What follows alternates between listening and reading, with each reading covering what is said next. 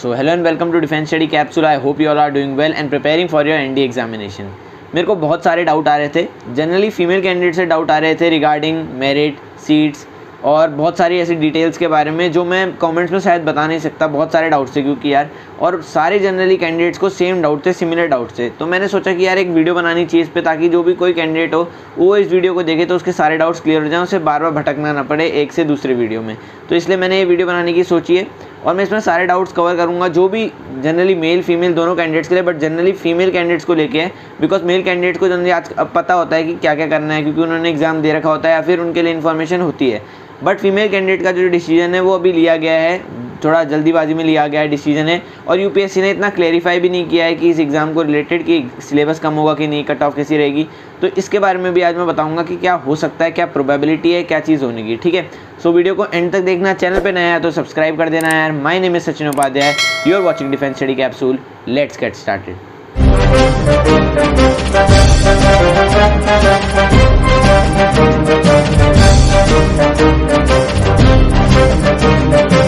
सो आज के वीडियो के स्पॉन्सर हैं बायजूस एग्ज़ाम प्रेप। बायजूस लेके आया आपके लिए the most comprehensive preparation app for all defence examination. इसमें सारे defence examinations like NDA, CDS as well as SSB के लिए कोर्सेज अवेलेबल हैं। सो आप इन कोर्सेज़ को ज्वाइन कर सकते हैं और अपनी प्रिपरेशन को फास्टन कर सकते हैं। ये कोर्सेज हैं for NDA 2 2021, for air force x group, for Air Force Y group, for NDA 1 2022 both for boys and girls, SSB interview batch। सो ये सारे कोर्सेज आप बायजूस ऐप में जाके ले सकते हैं, परचेज कर सकते हैं।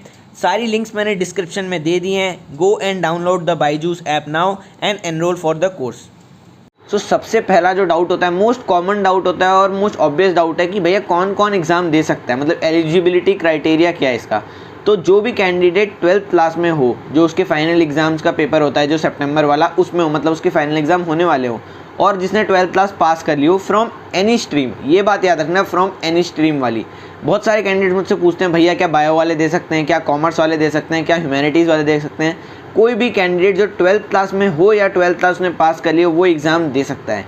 11th क्लास वाले बच्चे भी दे सकते हैं एग्ज़ाम, बट उनकी एज क्राइटेरिया होनी चाहिए फुलफिल्ड, 16.5 से ज़्यादा होनी चाहिए।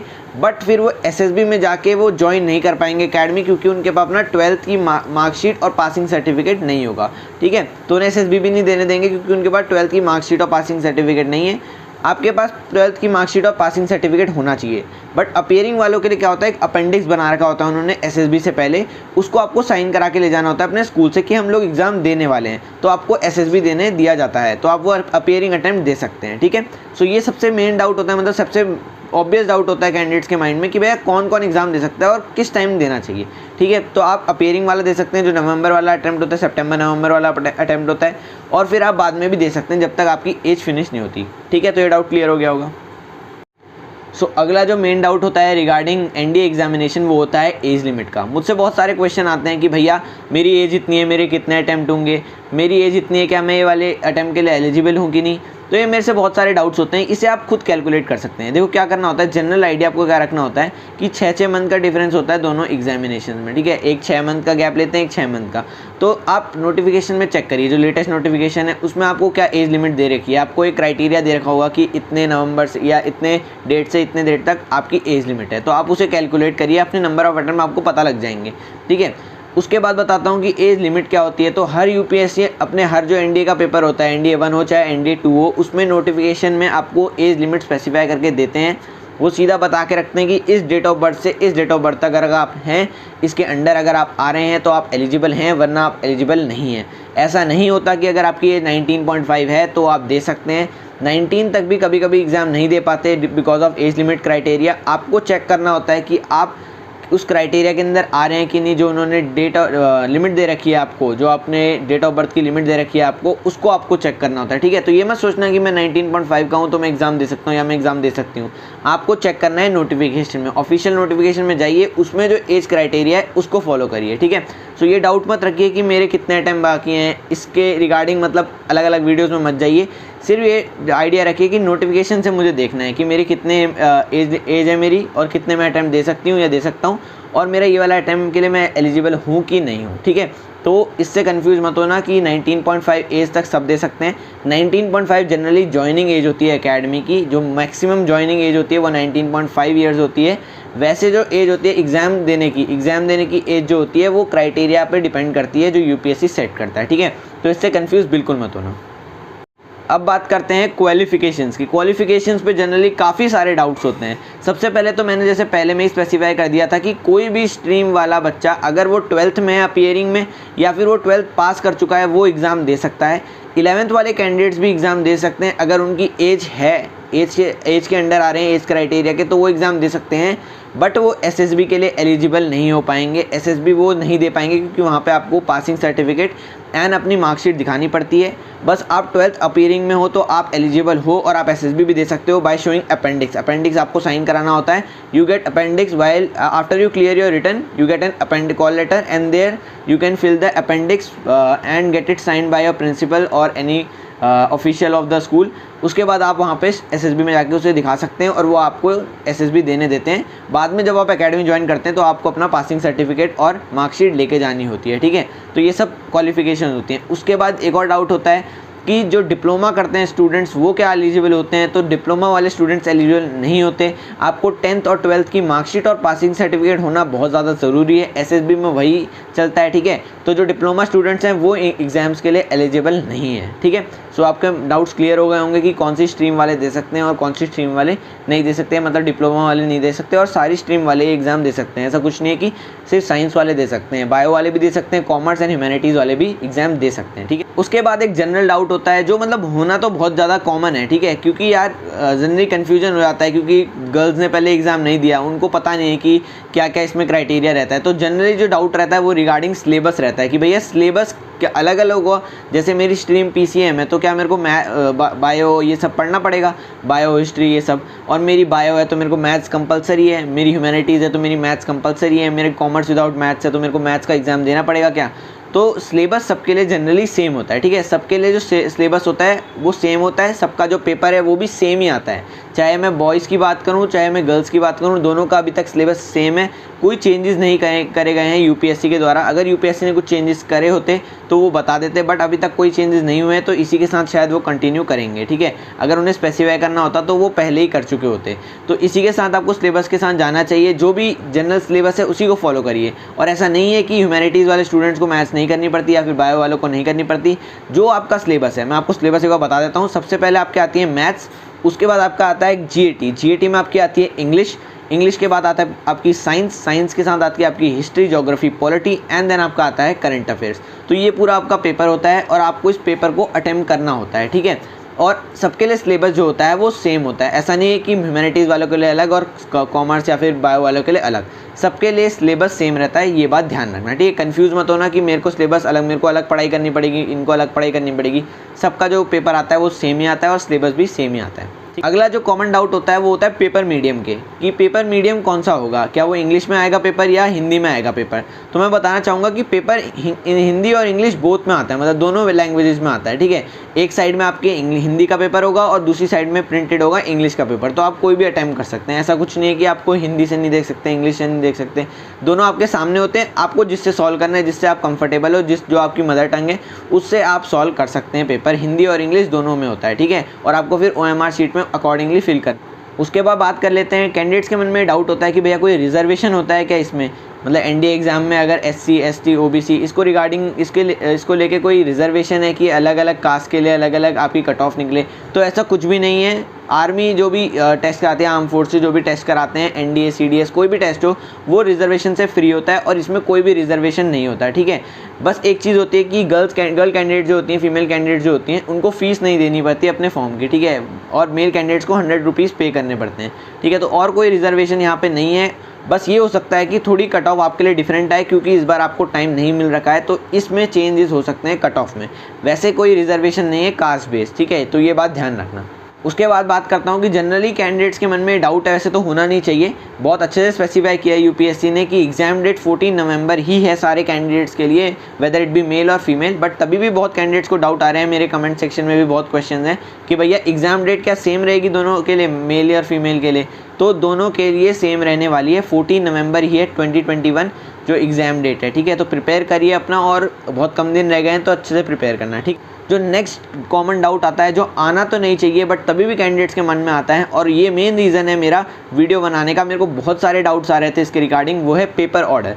पेपर ऑर्डर क्या होता है भैया, मतलब कैसे कैसे पेपर होता है। कुछ कैंडिडेट्स के मन में ये डाउट है कि भैया मैथ्स का पेपर शायद एक दिन होता होगा और फिर 3-4 दिन बाद जीएटी का पेपर होता होगा, तो ऐसा नहीं है, ये पेपर होता है एक ही दिन, ठीक है। जैसे आपको डेट स्पेसिफाई मैंने बताई, 14 नवंबर आपकी डेट है, तो उसी के अकॉर्डिंग 14 नवंबर को ही आपका दोनों पेपर किए जाएंगे, पेपर 1 एंड पेपर 2, ठीक है। पेपर 1 होता है आपका मैथमेटिक्स का, जिसमें 120 क्वेश्चन होते हैं, आपको 2.5 घंटे मिलते हैं इस पेपर के लिए। उसके बाद 1 to 1.5 आवर का ब्रेक होता है। उसके बाद आपका जो सेकंड पेपर होता है जीएटी का, वो शुरू हो जाता है। जीएटी में आपके सबसे पहले इंग्लिश के क्वेश्चन होते हैं 50, देन आपके 100 क्वेश्चन होते हैं जो जीएटी पोर्शन, साइंस प्लस आपका जनरल साइंस, उसके बाद करंट अफेयर उसमें मिक्स्ड होता है, ठीक है। तो ये सारे आपका ऑर्डर होता है पेपर का, और ऐसा नहीं होता कि अलग अलग दिन पेपर हो, बस थोड़ा टाइम गैप होता है, 1 घंटे का आपको ब्रेक मिलता है, उसके बाद आपका दूसरा पेपर भी हो जाता है, तो आपका एक ही दिन में वो पेपर कंप्लीट हो जाएगा, ठीक है। मोड होता है ऑफलाइन, ये बात याद रखना, ऑनलाइन नहीं होता है एग्जामिनेशन, ऑफलाइन कंडक्ट कराया जाता है। ओएमआर शीट फिलिंग होती है इसमें, ये होता है आपका पूरा पेपर ऑर्डर। जब आप पेपर कंप्लीट कर लेते हैं, ओएमआर शीट आपको सबमिट करनी होती है, ठीक है। तो आपको कोई कन्फ्यूजन नहीं रहना चाहिए, तभी भी कोई डाउट है तो आप कमेंट सेक्शन में मेरे से पूछ सकते हैं। उसके बाद जो जनरल डाउट रहता है कैंडिडेट्स के माइंड में, वो रहता है नेगेटिव मार्किंग और मार्क्स डिस्ट्रीब्यूशन को लेके।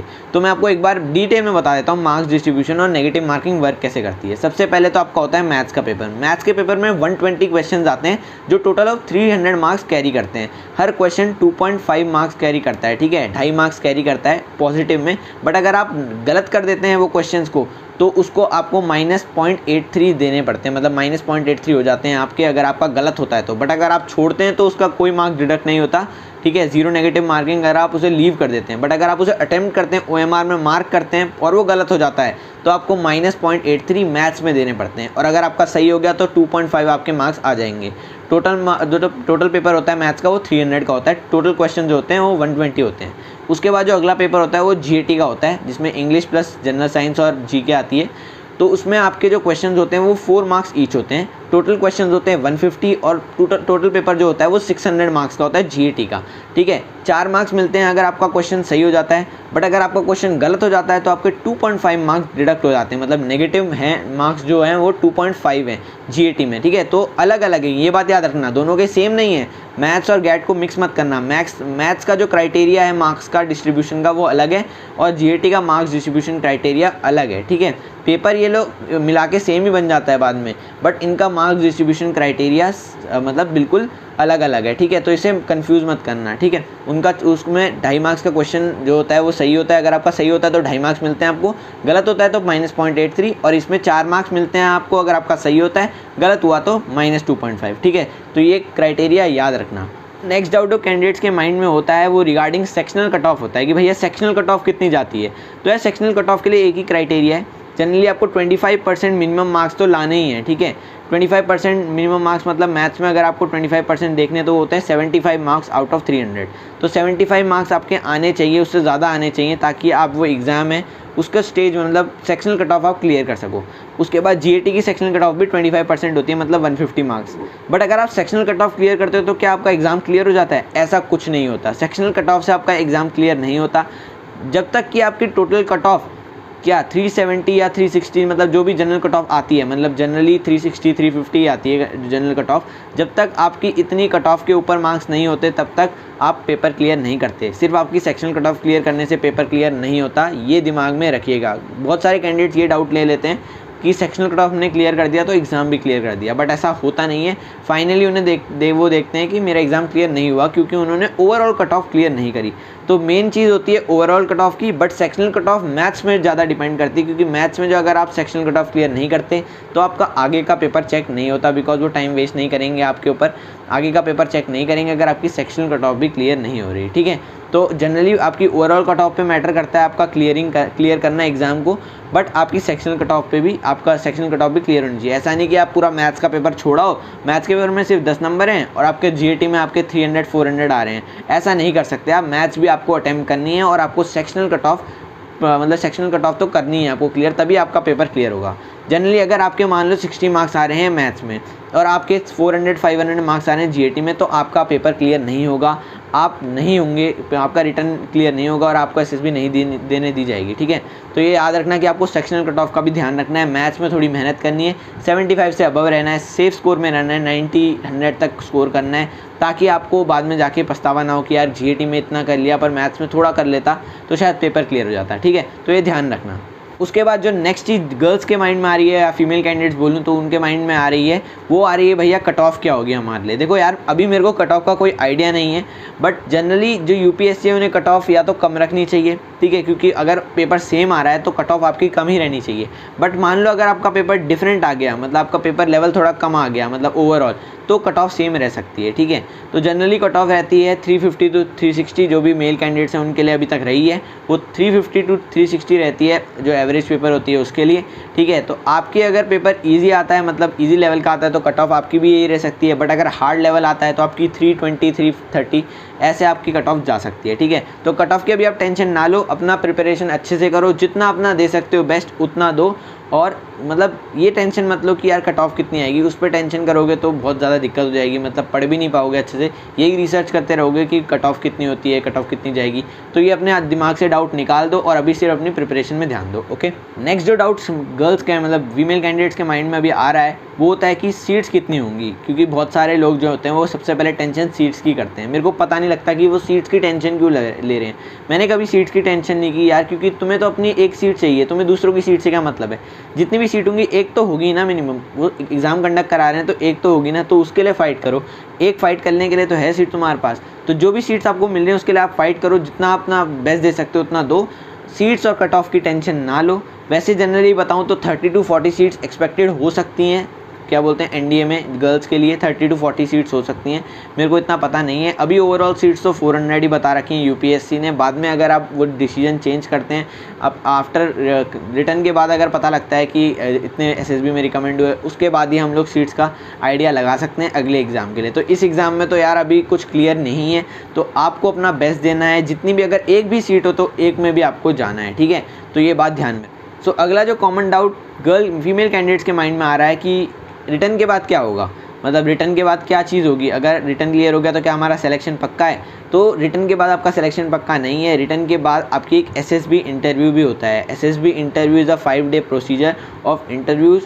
उसमें आपका इंटरव्यू लिया जाता है, उसमें आपको जीटीओ टास्क कराए जाते हैं, साइकोलॉजिकल टेस्ट होते हैं। उसके बाद अगर आप वहाँ पे जाके रिकमेंड होते हैं, मतलब सेलेक्ट होते हैं, तो आपके फिर मेडिकल्स होते हैं। मेडिकल्स के बाद आपकी मेरिट आती है। मेरिट में अगर आप मेरिट इन होते हैं और मेडिकली फिट होते हैं तभी आप एकेडमी ज्वाइन कर सकते हैं। तो इतना बड़ा प्रोसीजर है, उसके लिए मैं अलग से वीडियो बनाऊँगा। एसएसबी सीरीज़ जब आपका रिटर्न हो जाएगा 14 नवंबर के बाद, उसके बाद मैं एक एसएसबी सीरीज़ लेके आऊँगा जिसमें मैं लेमन लैंग्वेज में समझाऊँगा कि आपको क्या क्या बेसिक चीज़ें करनी होती हैं एसएसबी में, ताकि आप अच्छे से प्रिपेयर कर सकें। ठीक है, तो उसकी आप टेंशन ना लीजिए, अपने रिटर्न पे फोकस करिए। अभी आपको बस आइडिया होना चाहिए कि इसके बाद भी मेरे पास बहुत सारे मतलब चैलेंजेस हैं, बहुत सारे ऑब्स्टेकल्स होते हैं ज्वाइनिंग करने से पहले, तो उनके बारे में ध्यान रखना, बट अपना बेस्ट देना है। ऐसा नहीं कि इन चीज़ों के बारे में सोच के आपको डिमोटिवेट होना है। आपको मोटिवेटेड रहना है और अपने जो रिटर्न अभी आपके सामने है उसके लिए प्रिपरेशन करनी है और उसे क्रैक करना है। उसके बाद जनरली जो गर्ल कैंडिडेट्स हैं वो परेशान है मेडिकल प्रोसीजर के बारे में कि मेडिकल्स में क्या क्या होता है, क्या क्या हाइट क्राइटेरिया, वेट क्राइटेरिया होता है। तो हाइट के बारे में बता देता हूँ, जो कि जनरल आइडिया होता है। 152 सेंटीमीटर की जो गर्ल्स के लिए होती है वो मिनिमम हाइट होती है, उससे ज़्यादा आपकी होनी चाहिए। उसके बाद वेट का सेम बीएमआई से वो कैलकुलेट किया जाता है, आपकी हाइट के हिसाब से आपका वेट होना चाहिए। वो आप चेक कर सकते हैं आर्मी की ऑफिशियल वेबसाइट में। और अगर मेडिकल प्रोसीजर करना है तो आप मेडिकल करवा सकते हैं किसी भी मिलिट्री हॉस्पिटल से, अगर आपके फादर आर्मी पर्सनल हैं या रिटायर्ड हैं तो। वरना आप किसी भी प्राइवेट हॉस्पिटल से करा सकते हैं जहाँ पे आपको कोई रिटायर्ड मिलिट्री पर्सनल या मिलिट्री ऑफिसर जो मेडिकल ऑफिसर है वो आपको मिल जाए तो उनसे आप करा सकते हैं। या फिर अगर आप एसएसबी कोचिंग अकेडमीज़ में जाएँ तो वहाँ पे भी आप अपना मेडिकल करा सकते हैं। मैं भी एक डिटेल वीडियो बना दूंगा रिगार्डिंग मेडिकल, तो आप उसे देख सकते हैं।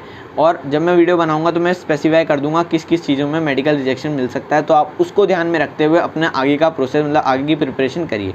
ठीक है, तो अभी इसके बारे में टेंशन मत लीजिए, मेडिकल के बारे में रिटर्न पे फोकस करिए। मेडिकल आपका मैं एसएसबी के पहले मेडिकल का ट्राई करूँगा कि पूरी वीडियो बन जाए। So these were all the doubts, सारे डाउट्स मैंने ले लिए हैं जनरली। अगर आपको कोई और भी डाउट है तो आप कमेंट सेक्शन में पूछ सकते हैं। ठीक है, चैनल को सब्सक्राइब कर देना, इस वीडियो को अपने दोस्तों के साथ शेयर कर देना। जनरली फीमेल्स जो भी आपकी फ़ीमेल फ्रेंड हैं या फिर जो भी कोई भी फ्रेंड है आपकी, तो उनको आप शेयर कर सकते हैं ताकि उनके जो डाउट्स हैं वो क्लियर हो जाएँ। ठीक है, keep supporting the channel. Till then, जय हिंद।